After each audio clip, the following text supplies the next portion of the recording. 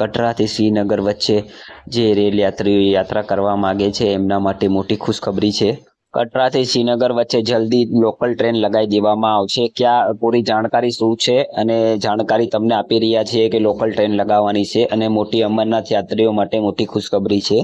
જે કટરાથી શ્રીનગર જવું છે, જેમને બાલટાલવાલા રૂટ ઉપર થઈને જવું છે, તો એમના માટેની પણ મોટી ખુશખબરી છે। જે આ વંદે ભારત ચાલવાની છે ને લોકલ ટ્રેનની પણ વાતચીત ચાલી રહી છે, એટલે લોકલ ટ્રેન પણ લાગવાની છે। અને મોટી ખુશખબર એ છે કે કટરાથી તે શ્રીનગર માટે જે વંદે ભારત ચાલુ થઈ ગઈ છે, તો યાત્રીઓને વંદે ભારતનો પણ યુઝ કરી શકશે। અને કોઈ પણ યાત્રીને જવું હશે જે પહેલગામ માટે, તો એમને કોનવાઈનો યુઝ કરવાનો રહેશે, કારણ કે કોનવાઈ થ્રુ જશો તો ડાયરેક્ટ પહેલગામ બેઝ કેમ્પમાં પહોંચશો। અને કોનવાઈનો યુઝ નહીં કરો તમે અને ડાયરેક્ટ તમારે ટ્રેનની સફર ઉપર જવું છે તો 1-2 કલાક મોડું થશે। અને એની પણ તમને થોડી જાણકારી આગળ આપી રહ્યા છીએ, તો જોડાયેલા રહેજો। સૌથી મોટી ખબર એ છે જે આપણે બાલટાલવાળા રૂટ ઉપર થઈને તમને જવું હોય ને એના માટે વંદે ભારતનો યુઝ કરી શકશે, જે શ્રીનગર તમને ડ્રોપ કરશે। શ્રીનગરથી પંથાચોક છે 4 થી 5 કિલોમીટર, તો પંથાચોકથી તમે ટેક્સી કે પ્રાઇવેટ ગાડી કરીને કે બસ કરીને પણ તમે જઈ શકશો। અને અમરનાથ યાત્રાની સૌથી મોટી ખુશખબર એ છે કે અમરનાથ યાત્રા માટે કોનવાઈ થ્રુ યાત્રી જશે। અને કટરાથી પણ જેને જવું હશે, જે 30% રેલ માર્ગ છે, જે પહેલગામથી યાત્રીઓ જતા હોય છે, તો 30% રેલ માર્ગનો યુઝ કરી શકશે જે વંદે ભારતનો, જે બનિહાલ તમને ડ્રોપ કરશે। બનિહાલથી અનંતનાગ તક તમારે લોકલ ટ્રેન કાં તો કેબ કરીને જવું પડશે। તો બનિહાલથી તે પહેલગામનું અંતર છે 80 કિલોમીટર, તો 80 કિલોમીટર માટે તમારે કેબ કે ટેક્સી કંઈ પણ કરીને બનિહાલથી જવું પડશે।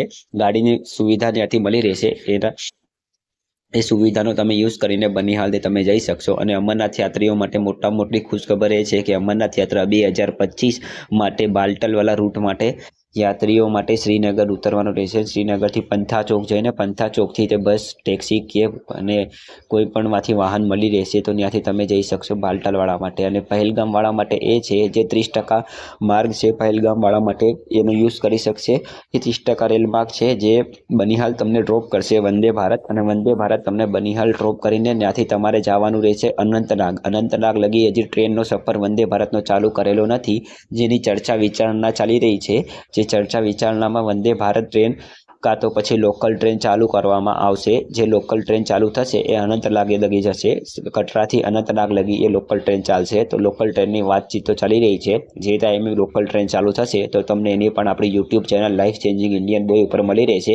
અને જે યાત્રીઓ જતા હોય તો કટરાથી તો જતા હોય પહેલગામવાળા, તો એમના માટે કહેવાનું, એમને ઉતરવાનું રહેશે Banihal railway station. Banihal railway સ્ટેશનથી ટેક્સી, કેબ, બસ કરીને જવાનું રહેશે પહેલગામનું બનિહાલથી પહેલગામનું અંતર 80 કિલોમીટર છે। જે 80 કિલોમીટર કવર કરવા માટે બસ, ટેક્સી, કેબ કરીને પણ તમે જઈ શકશો।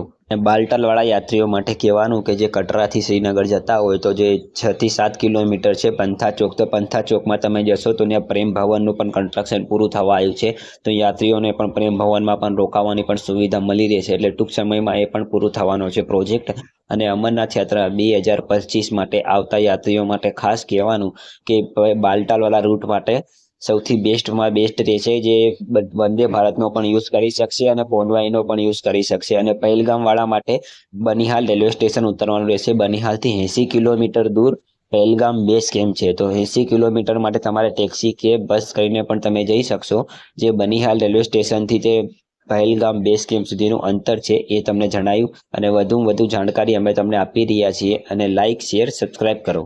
અને પહેલગામ રૂટ ઉપરથી યાત્રા કરવાવાળા યાત્રીઓને ખાસ કહેવાનું, તમે આ ટ્રેનનો યુઝ ના કરો, કારણ કે તમે પહેલગામની સિક્યુરિટી પર્પઝથી તમે ત્યાં ભટકી શકો છો, કારણ કે બનિહાલથી તમને આગળ જવાનો રસ્તો ખબર નહીં હોય તો હેરાન થવાનું રહેશે। પહેલગામવાળા રૂટવાળા યાત્રીઓને કહેવાનું છે, અને પહેલગામથી યાત્રા કરવાવાળા યાત્રીઓને કહેવાનું કે કોનવાઈનો યુઝ કરો અને કોનવાઈ થ્રુ યાત્રા કરો। અને પહેલગામ રૂટથી યાત્રા કરવાવાળા યાત્રીઓને કહેવાનું કે જો કોઈ યાત્રીને આપણે નોલેજ આપ્યું કે તમે બનિહાલ ઉતરશો, તો બનિહાલ રેલવે સ્ટેશન આવો તો તમારે યાદ રાખવાનું રહેશે બનિહાલ રેલવે સ્ટેશને જ ઉતરવાનું રહેશે। અને આગળ જશો તો તમારે શ્રીનગરથી પાછું તમારે જવું પડશે, આ બાજુ આવવું પડશે, આપણે શ્રીનગરથી બનિહાલ આવવું પડશે, બનિહાલથી અનંતનાગ જવાનું રહેશે। એટલે તમને એ જ કહેવાનું કે તમે બનિહાલ રેલવે સ્ટેશન યાદ રાખજો જે યાત્રી જતા હોય ને। અને વધુ પ્રેફરન્સ તો એ જ છે કે અમરનાથ યાત્રામાં કોનવાઈનો યુઝ કરો। કોનવાઈ પહેલગામથી જે ચાલે છે એમાં કોઈ પહેલગામ આપણે ભગવતી યાત્રી નિવાસથી જે પહેલગામ લગીની કોનવાઈ ચાલે છે એનો યુઝ કરો, કારણ કે તમે પહેલગામ લગી પહોંચવા માટે તમારે સીધો અને સરળ રસ્તો છે પહેલગામ લગી પહોંચવા પહોંચવા માટે કોનવાય થ્રુ, અને તમે ટ્રેનનો યુઝ કરશો તો એમાં 1-2 કલાક વધુ પણ લાગી શકે છે. એ મને યાત્રીઓને ખાસ કહેવાનું કે આપણી YouTube channel life changing Indian બોયને લાઇક, શેર, સબસ્ક્રાઇબ કરો અને વધુમાં વધુ લોકોને શેર કરો. હર હર મહાદેવ. જય બાબા બર્ફાની.